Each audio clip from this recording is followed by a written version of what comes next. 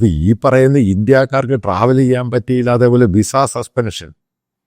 അതായത് മനസ്സിലാക്കുന്നൊരു കാര്യമുണ്ട്, ഇന്ത്യ ഗവൺമെൻറ്റിൻ്റെ ഡിമാൻഡാണ് എപ്പോഴും അമേരിക്കയിലുള്ള B1 B2 വിസ കൂട്ടുക, H1B വിസ കൂട്ടുക. ഇന്ത്യയുടെ ഡിമാൻഡ് അനുസരിച്ചാണ് ഇതുമായി ബന്ധപ്പെട്ട പലയിടത്തും കോൺസുലേറ്റും ഈ വിസ സെൻറ്റേഴ്സും ഒക്കെ അമേരിക്ക തുടങ്ങിയിരിക്കുന്നത്. അതിൻ്റെ പേരിൽ അല്ലാതെ അവർക്ക് വലിയ താല്പര്യമൊന്നുമില്ല ഇന്ത്യക്കാർ. കാരണം ഇന്ത്യക്കാരവിടെ ചെന്ന് കഴിഞ്ഞാൽ അവർ ഹോട്ടലിലും താമസിക്കത്തില്ല, അവരധികം അവരുടെ ബന്ധുക്കളുടെ വീട്ടിൽ താമസിക്കും. വളരെ കഞ്ചൂസുകളാണ്, കാരണം അവർ സ്പെൻഡ് ചെയ്യത്തില്ല ഇന്ത്യക്കാരധികം.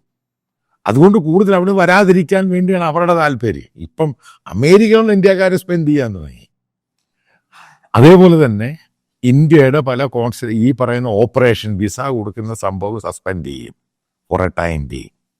അതായത് ജനങ്ങളുടെ മേളിൽ പ്രഷർ ഇടുകയാണ് അവർ ഗവൺമെൻറ്റിനോട് പറ ഇത് സെറ്റിൽ ചെയ്യുക.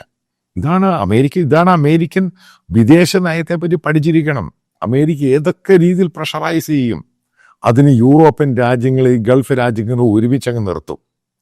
അത് ഗൾഫിലും റിയാക്ഷൻ ഉണ്ടാക്കും.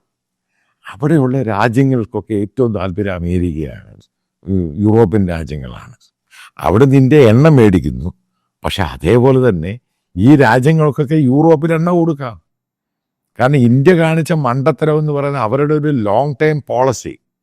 അത് കട്ട് ചെയ്ത് കഴിഞ്ഞിട്ട് ഇത്രമാത്രം ഈ ക്രൂഡ് മേടിക്കും, അവരുടെയും ബിസിനസ് പോയി. ഇതെല്ലാം കച്ചവടവും ബിസിനസ്സും ഒക്കെയാണ്, ഒരു ബന്ധമാണിത്. ആ ബന്ധത്തിന് ഒലച്ചിൽ തട്ടിക്കഴിഞ്ഞാൽ അറേബ്യൻ രാജ്യങ്ങൾ നമുക്കെതിരായി.